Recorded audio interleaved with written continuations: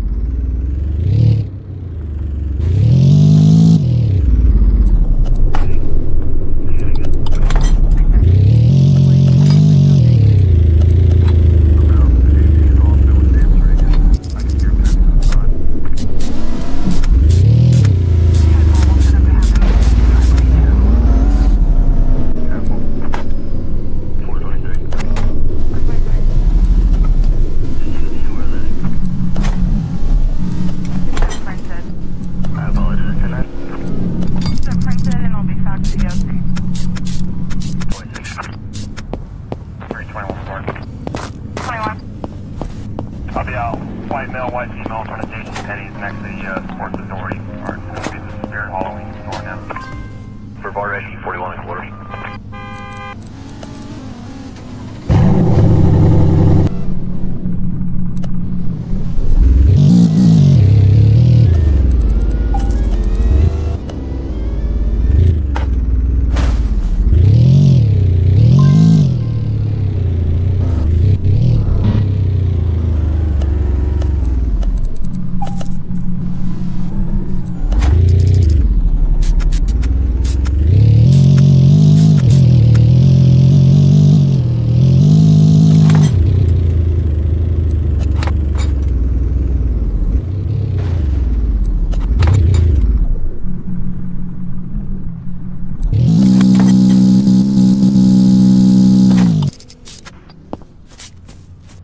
On west.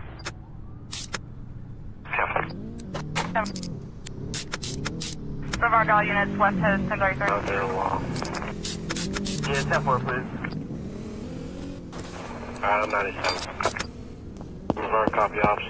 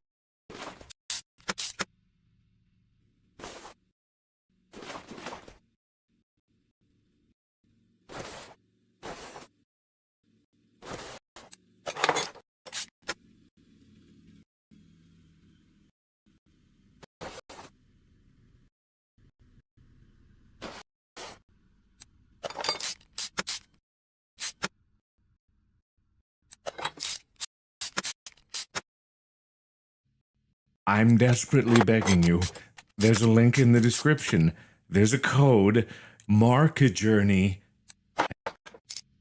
I swear, man, just picture this. Lionel Messi's getting ready for a fancy night out and Antonella asking him to put on his nicest outfit. After rummaging through his closet filled with designer suits and chic shirts, Messi emerges proudly wearing his Argentina kit. My man is always repping, ready to ball out if there is a chance. He is probably assisting everyone at the dinner table anyways. And scoring by the end of the night, if you know what I'm trying to say. Recently, there was a video of Messi playing ball with his son and some other kids. And even here, Messi was scanning and looking for spaces. Nah, a grown man scanning versus kids, this man can't be real. And I don't know why, bro, but Messi memes is always so hilarious. This clip of him appearing on the new Bad Boys movie. Bad Boys? This is the first time I've heard him talking. Clip of him appearing on the new Bad Boys movie. Bad Boys? This is the first time I've heard him talking in English and he's sounding like a...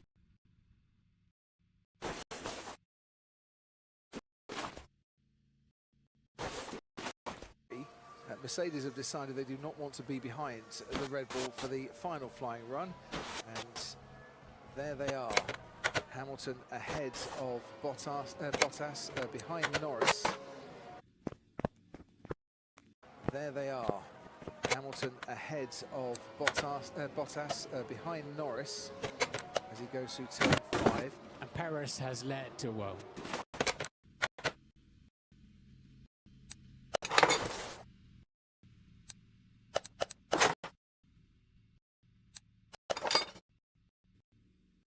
Dave's Hot Chicken versus Skechers Spicy Chicken Sandwich. For those new to my channel, Skechers has a food court just like Costco. This is an ongoing series to see which items are justified. Dave's Hot Chicken, $6.99. Skechers, $7.50. Here they are side by side. Dave's weighs 196 grams, while Skechers weighs 311. And doing the math, we see that Skechers gives you 48% more food per dollar. Does Dave's Hot Chicken taste 48% better? Let's find out. First, let's start with Dave's Hot Chicken. The bread is pillowy and soft, kind of like Shake Shack. The chicken has a nice spice and crunch to it. The slaw has a subtle sweetness. This is a great sandwich. And now time for Skechers.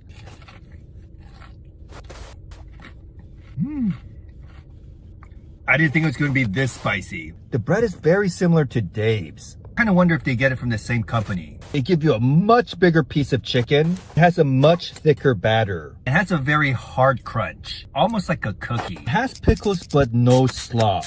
And because of that, the taste of the spice in chickens is overwhelming. While Skechers is definitely larger than Dave's Hot Chicken,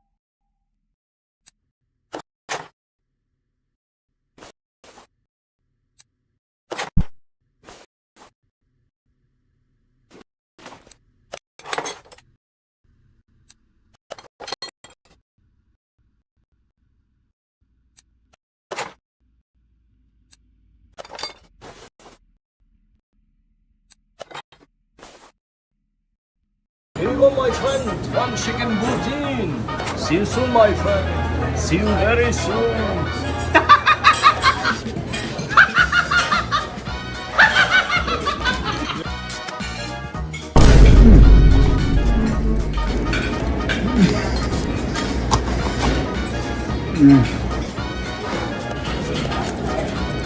I gotta get more. I'm gonna get more. Hey, Oh, back so soon! Ah, looks like you licked the ball. Here you go, my friend. One chicken poutine. See you soon, my friend. See you very soon.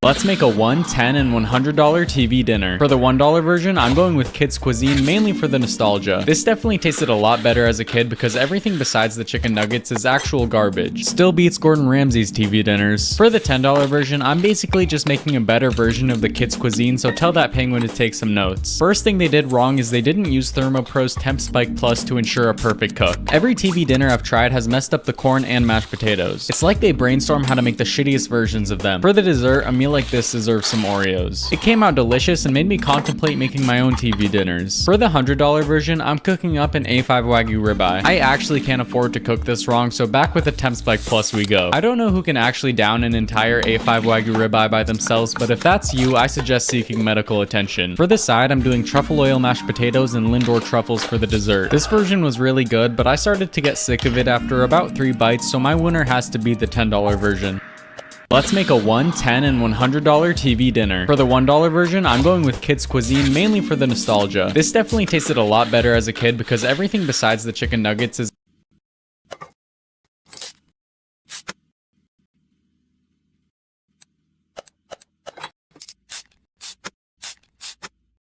These are the most disgusting foods from each state, and today I have a special guest, Abby Marquez. Out of all the things we could have made together, this is what you choose? Don't worry about it. First is Indiana, where they make brain sandwiches. I'm sorry, what did you say? You know, a brain sandwich. Yeah, absolutely not.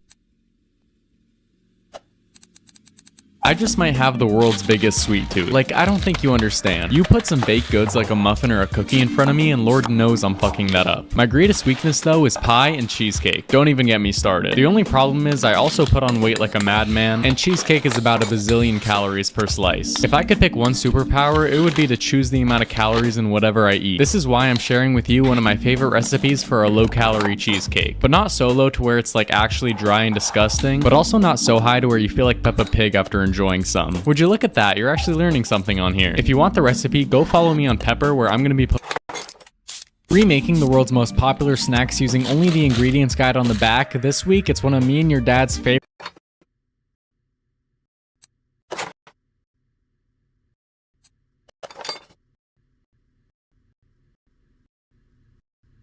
candy, Almond Joy.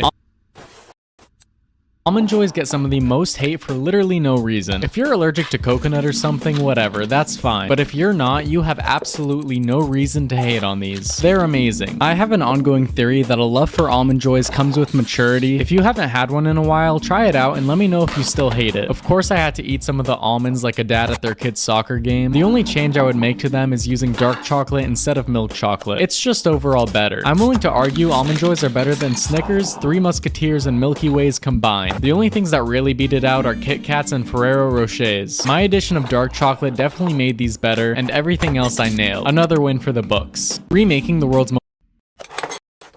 Let's make $1, $10, and $50 French fries. For the $1 version, I'm gonna share with you a sacred childhood snack of mine that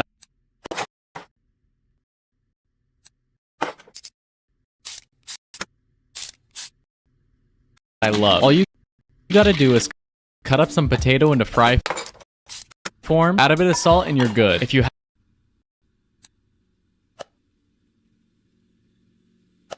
haven't tried it, I don't care what you say, it's delicious. For the $10 version, we're making some of the best fries known to man. Battered fries. It's so sad that we don't see these enough at fast food restaurants. The only one that does it is Arby's. Also, why is there so much hate on In-N-Out fries? They're literally good. You're just being a sheep by saying they're bad to fit in. Quick public service announcement. You don't need to be skinning potatoes to make fries. You don't need to be skinning potatoes to make fries. All the flavor is in the skin. Try Wingstop fries and you'll... Welcome to a new series I'm calling Trying Weird Shit I've Seen Online. For the first episode, we're trying something called a Japadog. If you're bad with words, that stands for Japanese hot dog. Apparently, it's a thing to take Japanese foods, put them in a hot dog bun, and call it a specialty. For this one, we're taking the dish tonkatsu and shoving it between some steamy buns. I don't really know how I feel about this because it's low-key sacrilegious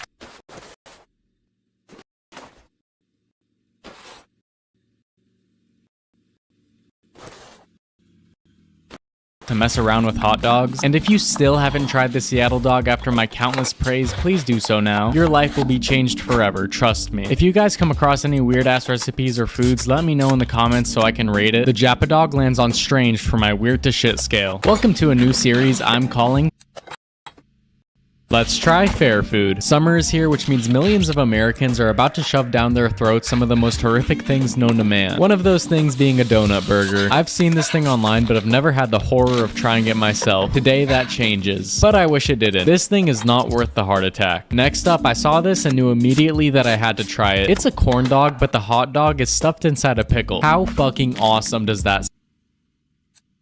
Let's try some of the craziest pregnancy cravings. First up, beef and Oreos. Now separate, both these things are amazing, unless you're...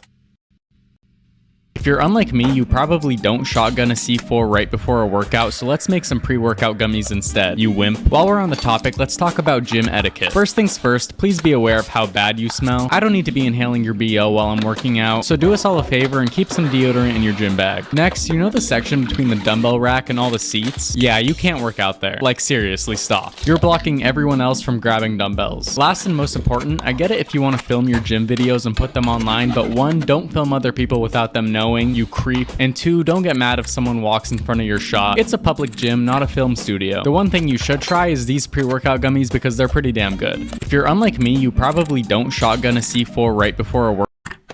Let's try the viral Dubai chocolate. If you haven't seen it, this thing is basically just a chocolate bar filled with pistachio and shredded phyllo dough. As if a chocolate bar wasn't unhealthy enough, leave it to us to fix that problem. I ordered some pistachio butter off Amazon to make this, but it got delayed and I didn't want to wait. Baking shit I've never baked before to prove that baking is easy. Today we're making opera cake. This is apparently one of the hardest French desserts to make. We'll see about that. Why would you name a cake after the opera? Does anyone actually go to the opera? I prefer to listen to real music like Shawn Mendes. What makes this dessert so quote? These are the absolute best snacks. First up, an apple. Get that shit out of here. Spicy sweet chili Doritos are the GOAT Doritos flavor. If you haven't tried them, you're missing out. Nacho cheese is alright. Cool Ranch is literal dog garbage, but these will make you bust. Next up, bamba. If you're a Middle Eastern human, you've probably had these, but if it's day 3 of trying to make omu rice. The past 2 attempts have been decent, but this time I'm using everything I've learned so far.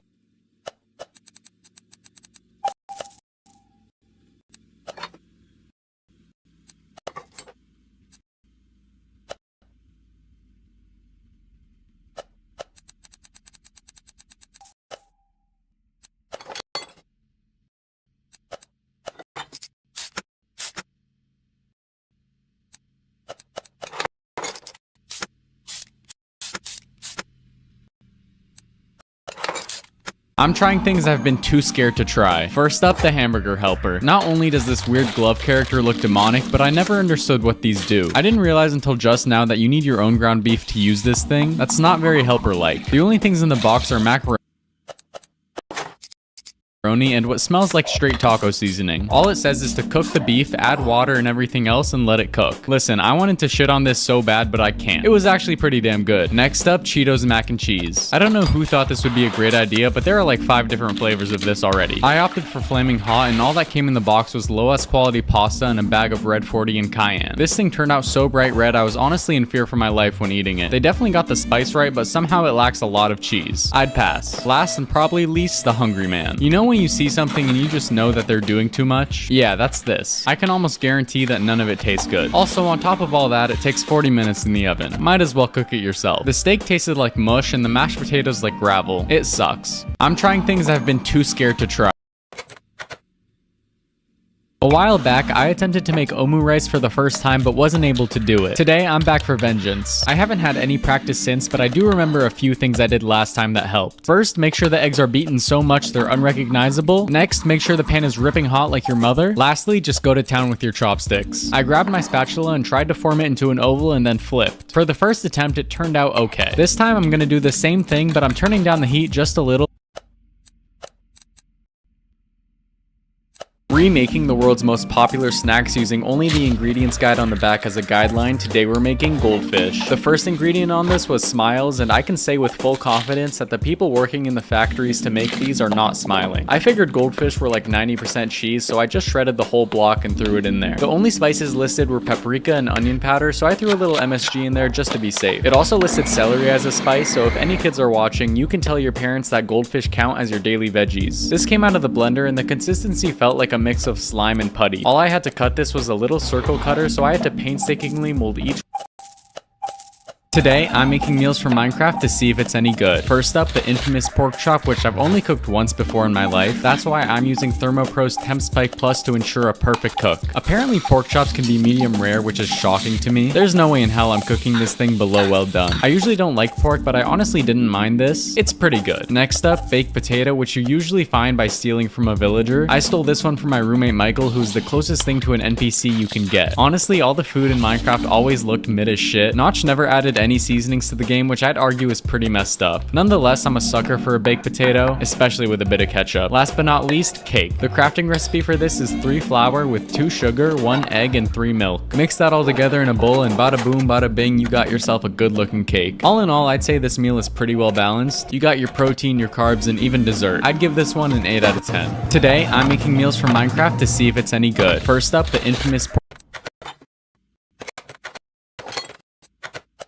I've been lying to you. Actually, a lot of people have been lying to you. You've been brainwashed into believing that food content creators are. Let's make a $1, $10, and $50 burrito. For the $1 version,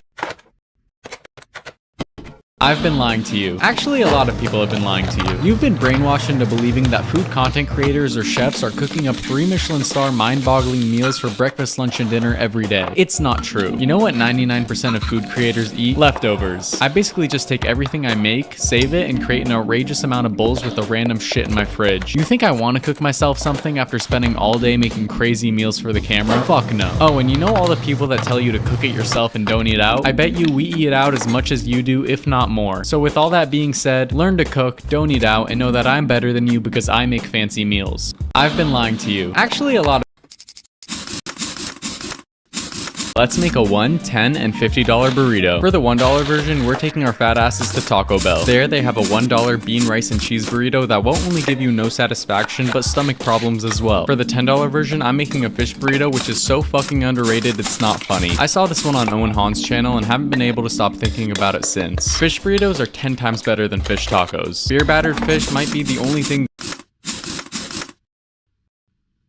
Trying toast from around the world, first up, the US of A. Here we have an oral fixation to avocado toast. Somehow an entire country was tricked into believing fats on top of carbs is a healthy and nutritious breakfast. It says a lot about this country. I can't say too much because between you and me, it does taste pretty good, but don't be fooled into thinking this will help you lose weight. Next up, we're at Australia. I don't know what the hell is going on down there, but I need it to stay far away from me. They are known for 2 types of toast. One being fairy bread, which is legit just butter and sprinkles. I prefer to call it diabetes bread. And the second being Vegemite. I don't know how this shit was conceived, but it's actually disgusting. Lastly, so as some of you may know, me and my roommates have a cookie jar. Each week, a new person has to make a batch of cookies for the household, so we always have cookies on deck. It's my week again and I'm pissed off. For the past 3 weeks, this place has been without cookie. My roommates, who I don't feel comfortable calling my friends anymore, have slandered the good name of the cookie jar. So in spite, I'm making fortune cookies with rude fortunes in them. These include your forehead makes your nose look small, you're not as dumb as you look, and my favorite one, 5 out of 10. Sure, you can call me petty for this, but I'm the one who bought the jar. We all had a mutual agreement that the jar would always be refilled every week. Apparently, I'm the only one with morals around here. Submit your roommate applications below because I'm moving out and I need new ones. Fuck them.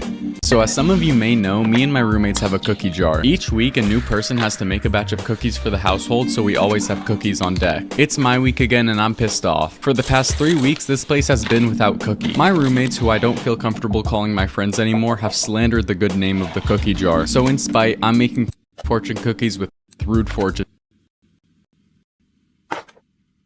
in them. These include your forehead makes your nose look small, you're not as dumb as you look, and my favorite one, 5 out of 10. I'm putting a Krabby Patty and a Good Burger head to head to see which one's better. First up, the Krabby Patty, which apparently doesn't use any real meat. Even SpongeBob would use Thermopro's Temp Spike Plus to make sure his burgers are cooked beautifully. If they're not putting any beef in the burger and Mr. Krabs is the only crab we see, I'm just saying something's up. I followed SpongeBob's fillings order perfectly, and putting meat at the bottom is a bold strategy. Either way, it was a pretty mid burger. Uncooked onion with fake meat and no special sauce is not the move. Next up, the Good Burger, which is smothered in Ed's secret sauce, which to my disappointment is just regular secret sauce but with sugar. For the patty, they mix the meat with eggs for some odd reason, but at least it's real meat, so I can't complain too much. We're using the Temp Spike Plus to track it once again and then stacking it up and adding an absurd amount of sauce. The burger was still far from the best I've had, but does it beat out the Krabby Patty? Unfortunately, yes. The Filet-O-Fish is arguably one of the most hated on food items at McDonald's and in general for that matter. So today, I'm gonna try to salvage its reputation by turning it into a sushi roll. I seriously don't think it deserves all the hate it gets. I mean, it's better than a Big Mac. I've said it once and I'll say it a million times more. If you want a delicious fast food burger, take your ass to Burger King. They are majorly slept on. I think the Filet-O-Fish will pair perfectly with remaking the world's most popular snacks using only the ingredients guide on the back as a guideline. Today we're making Oreos. The ingredients on this were a lot less than I thought, which just made my job easier. I started by making the cracker part and freeballing all the measurements. My trick is to keep pouring until I feel like it because my intuition is 100% accurate. I'm not even thinking about remaking the Oreo when doing this, I'm thinking about improving on it. I let the dough rest in the fridge for a bit because everyone needs their time off. I rolled it out, cut it into circles, and then realized I should get something to brand the food I make like Oreos. I love seeing my my name in big bold letters at every mall's Louis Vuitton store. They lost a bit of their circle shape after cooking, but the crunch is definitely there, so we're winning. The ingredients list didn't look like it had a direction for the cream filling, so I just ended up making an icing, which is basically the same thing. After making the sandwiches, they looked like Oreo's long lost cousin, but they tasted just as good in my books. That's one win for Lewis. Let me know what I should make next. Remaking the world's most popular snacks using only the ingredients guide on the back as a guideline. Today we're making Oreos. The ingredient. So I had an idea to make bite-sized pho balls that have a little bit of everything. This way, with every bite, you get some chicken, noodles, and cilantro. To make this happen, I'm turning into a chemist, which is another one of my many talents, and using molecular gastronomy to... Today I'm testing the weirdest kitchen gadgets. First up, the slap chop. I made breakfast on the go like the commercial said.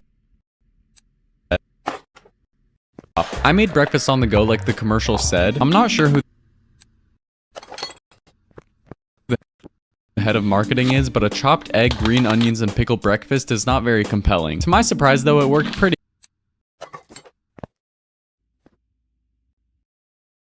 Baking shit I've never baked before to prove that baking is easy. Today we're making tiramisu. I don't know why, but it's really hard to find a place serving some good tiramisu. It's one of the most underappreciated desserts out there while also being one of the best ones. I'm making everything from scratch because of course I am, including the ladyfingers. I looked it up and ladyfingers got their name because they're supposed to resemble, you guessed it, a lady's finger. Let me just tell you right now, if you're a lady and your fingers...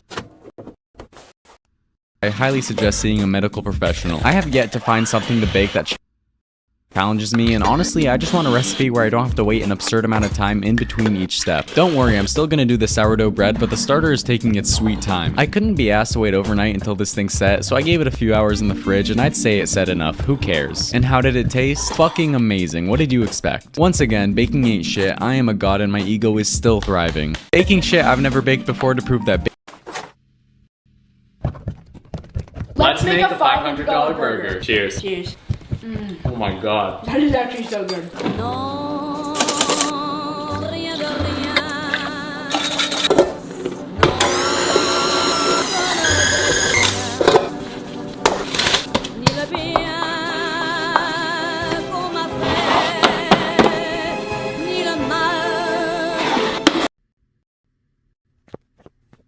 Today, I realized that I'm a 21-year-old man-child with free will, which means I can finally play with my food and no one can stop me. So in the spirit of parental rebellion, I'm making a dino nugget mashed potato Jurassic Park volcano thing. Let me set the scene. The year is 3077 and some idiot scientist decided to bring back the dinosaurs, which led to the uprising of the velociraptors. 200 years later, dinosaurs rule the world, but a volcano is imminent. The dinosaurs were never meant to survive. They were meant to be eaten. The heat of the volcano has instantly fried the dinosaurs, turning them into delicious bite-sized nugget goodness. Being totally honest, this meal is better than most fine dining establishments I've ever tried. The moral of the story is always eat your veggies. Today, I realized that I'm a 21-year-old man-child with free will, which means I can finally play... Let's make a $1, $10, and $50 hot dog. The $1 version some might call a struggle meal, I call a delicacy. I used a turkey dog for this version because it's way better than the beef ones. Not bad, but we can do better. For the $10 version, I'm gonna put you on to the absolute best hot dog out there, the Seattle dog. Listen closely, a Seattle dog is a hot dog with cream cheese, grilled onions, and jalapenos. Ew, who puts cream cheese on a hot dog? That's weird. That's what you sound like, you big baby. Seattle might be a lot of things, but bad hot dog makers isn't one of them. Just try it and I promise your life will change forever. Last and possibly least, the $50 hot dog. There aren't many ways to make a hot dog expensive, so I just threw expensive shit on there. Apart from a brioche bun, we're also making truffle mustard and topping it with lots of caviar. Honorable mention, I'm putting relish on this thing, not because it's expensive, but because I don't stand by all the relish hate. It was actually really good, but the $10 version is my winner. Let's make a $1, $10, or $50 hot dog. I'm making Uncle Roger's fried rice blindfolded. I know I deserve uncle status, but I didn't want to just make the perfect fried rice and call it a day. So I'm doing it blindfolded just to prove how easy it is. Before you say anything, this is the closest we're getting to a wok today. I don't use one enough to own one, so deal with it. I really couldn't tell if it was a challenge or not because I was just breezing through it. I felt bold enough to toss the rice, which may have made a bit of a mess. To bring the dish together, make sure to add lots of salt. I'm kidding, of course I'm using MSG. I'll take any chance I get to add random chemicals into my meal. Today we learned that blindfolded or not, Uncle Louis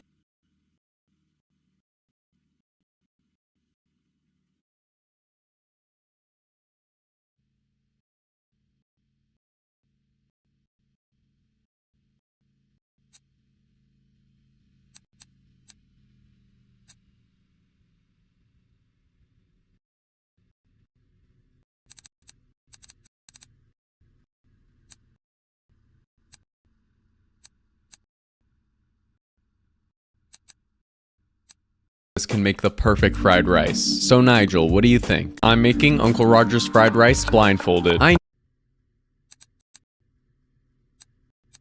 Welcome back to the first and only episode of my brand new game show, Will It Boba. The premise is simple. We're going to be trying 3 random drinks that have never been boba-fied before to see if they deserve to be the new flavor at your local boba shop. First, we have to make our boba, which is one of the most tedious processes, having to roll out each individual ball by hand. Just buy boba balls at the store, it's not worth it. For our first drink, we're trying Kool-Aid Boba. Oh yeah. There's almost no reason this should be bad. I opted for the classic red Kool-Aid, even though blue raspberry deserves all the credit. This one wasn't bad, but wasn't great. Next up, we got Cinnamon Toast Crunch Cereal Milk Boba. Tell me that doesn't sound like it's got potential. It was really just an excuse to eat Cinnamon Toast Crunch. It only felt fitting to plate this like cereal, and holy fucking guacamole was it good. Add a little more sugar and this 100% bobas. Last but not least, we got Strawberry Nesquik. Yes, strawberry, not chocolate, remember that. I'm surprised this isn't a boba flavor anywhere already, and of course it tasted great. Welcome back to the first and only episode of my brand new game show, Will It.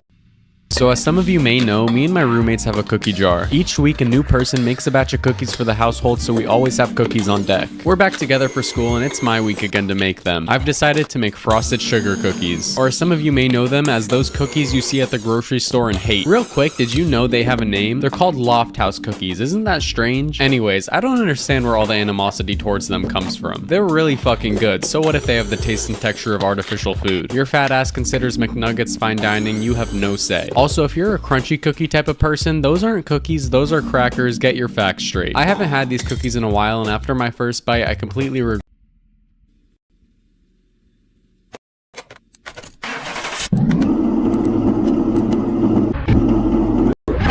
Another sad lonely soul this Valentine's Day, then this is the Valentine's Day dinner for you. To start things off, I'm making you some tear jerk chicken. It's like your average jerk chicken, but so spicy you can't help but cry. But let's be honest with ourselves, you're gonna be doing a lot of that anyways. Don't worry though, the friend zone doesn't last forever. I'm sure you'll make it into the best friend zones.